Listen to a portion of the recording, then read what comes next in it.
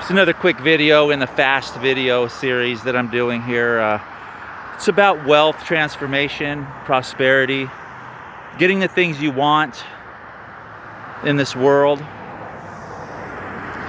So just kind of walking the dog and wanted to show you this house. It's been sitting here vacant.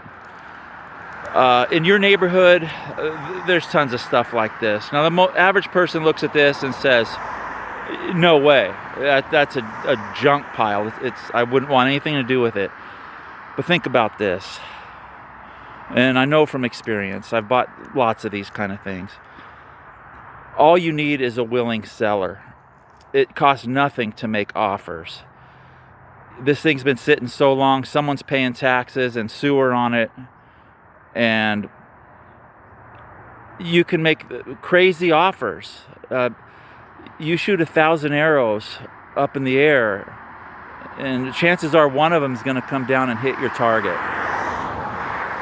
So just an example, I'm in Oregon here, southern Oregon, but these houses like this are in every neighborhood. This is a little 2-bedroom, 1-bath. Imagine this place. The windows are boarded up, but there's still windows there. So you take the boards off the windows, you get it cleaned up, throw a paint job on this place and clean up the yard. And this place has hardwood floors, and suddenly you've got something you can work with. You might be couch surfing right now. You might be living in your car. You might not have a job. You might think that you have to have perfect credit. And society has got people brainwashed into believing that you have to have a big income and great credit and all kinds of money just to be a homeowner. And with the prices of things, that's starting to be true, but you don't have to buy that way. There's something called creative financing. People get houses for no money down. People take over payments on stuff that's just sitting empty. I'm just going to give you a quick example. Let's say you find a fixer-up or something like this. Usually you can get a hold of your tax office in your county and give them the address, and you can get the information of the people, of the owner of the property. You can contact them by mail or by phone. And you could say, hey, I've noticed this place has been sitting empty. I'm looking for a fixer-upper. I'd like to talk to you about it. And that's the first step. And so now this is just a hypothetical example. Like if I wanted to pursue this and buy this house, that's what I would do. I'd get the owner on the phone and say, what would it take for me to buy this house? Will you consider selling it to me on like a 10-year note? Owner carry, $5,000 down, and I'll pay you, X amount of dollars. Say, I'll pay you $500 a month for 5 years. Okay, this is just hypothetical. And a house like this might be $50,000, say.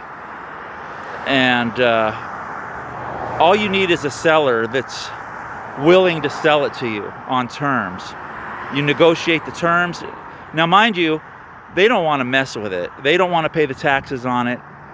To them, it's just a problem. You're willing to give them a little chunk of money and monthly payments for 10 years and take the burden off their hands. So if you find somebody willing to sell, don't do a rent to own. Those are usually not legit.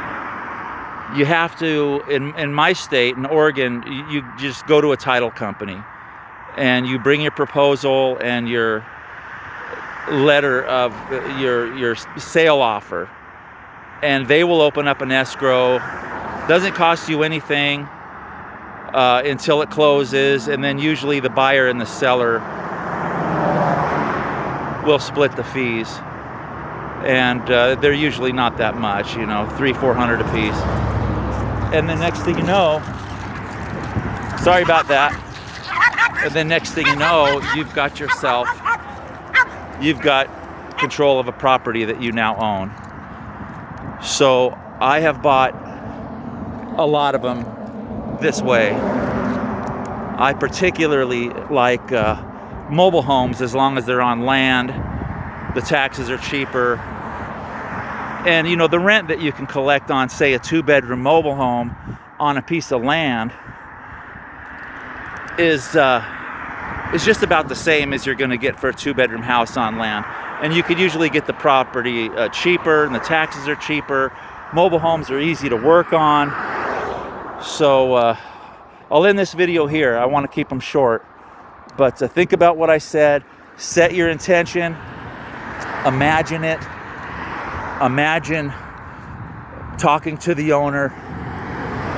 Imagine, and I mean really imagine, visualize it and feel it. Feel it. Feel the energy. Feel the excitement of owning your own place. You can move up. Don't try to buy yourself a $350,000 house for starters. It's too much of a burden, too much too quick. Start with a fixer-upper. Fix it up, move into it, build equity, refinance it, sell it later, and move up, or keep it as a rental, and then go on to the next one. Before you know it, you could have 5 or 6 or 7 or 10 little rental properties. I have rental properties, and the past 15 years they've doubled and tripled in value. And I'm speaking from the heart, from experience. I don't know why I haven't thought about telling everybody about all this before. But I'm telling you now, it can be done. Visualize it, set the intention, give thanks, be grateful. Love you guys. Bye.